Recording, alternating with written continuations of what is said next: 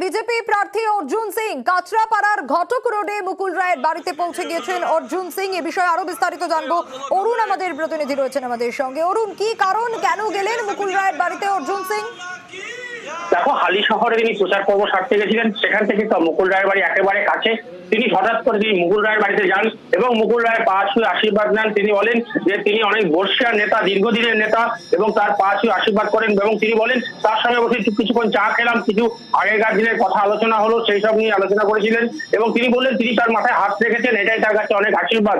এই কথা বলিয়ে কিন্তু তিনি সেখান থেকে বেরিয়ে আসেন। এবং শুধু এখানেই নয়, বর্ষিয়ার নেতা তরিৎ বরণ পোদ্দারের বাড়িতে কিন্তু অর্জুন সিং এসেছিলেন। এভাবে তিনি তার বর্ষিয়ার নেতাদের সঙ্গে তিনি দেখা করছেন। তিনি বলেন তিনি মানসিক শান্তিবান, এমনটাই কিন্তু অর্জুন সিং জানিয়েছে। ধন্যবাদ অরুণ।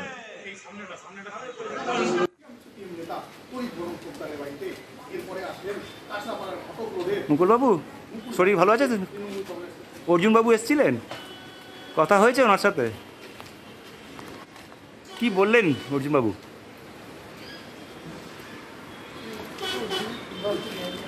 হ্যাঁ হ্যাঁ,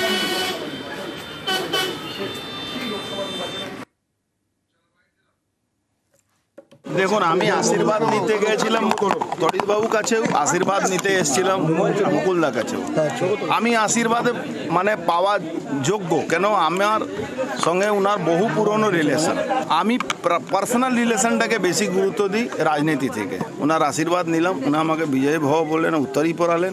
এই জয় আমার নিশ্চিত আছে। কেমন দেখলেন মুকুলের শরীর কেমন আছে? মুকুলদার শরীর ভালো। আমাকে এক সেকেন্ডের মধ্যে ঢুকলাম, তখনই বলে আয় অর্জুন আয়। আমার সঙ্গে বসে চায় খেলেন। শুভ্রাংশু আমার ছেলে মতো। শুভ্রাংশু রাজনীতিক ব্যাপার নেই, রাজনীতি আমি কোনো আলোচনাও করিনি। কয়েকদিন আগে পার্থভূমিক এসেছিল মুকুলটাকে। সে আসতেই পারে, কেউ আসবে, একটা রাজনীতিক ব্যক্তি, দীর্ঘদিনের বয়স্ক সিনিয়র মানুষ, সবাই আসতে পারে।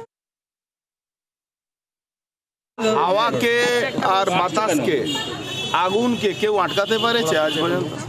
অর্জুন সিং হাওয়া যেরকম সব জায়গায় দরকার আছে, অর্জুন সিং এর সব জায়গায় দরকার আছে। থাকলো কে আমাকে আটকাবে, কে আটকাবে না। আমি তো কোনোদিন ফোন বন্ধ করে পালিয়ে যাই না। আমি সিপিএম জামানা লড়াই করা লোক। 2019-এও তো হারিয়েছিলাম, বীজপুরে তো তৃণমূল হেরেছিল, নৈহাটিতেও হেরেছিল। কোথায় কে আমাকে বুঝিয়ে নেবে? 2019 আর 2024-এর অনেক ফারাক। হ্যাঁ, নিশ্চয়ই ফারাক। 2019-এ 19,000-এ জিতেছিলাম, এবার 1 লাখ ভোটে বেশি জিতবো।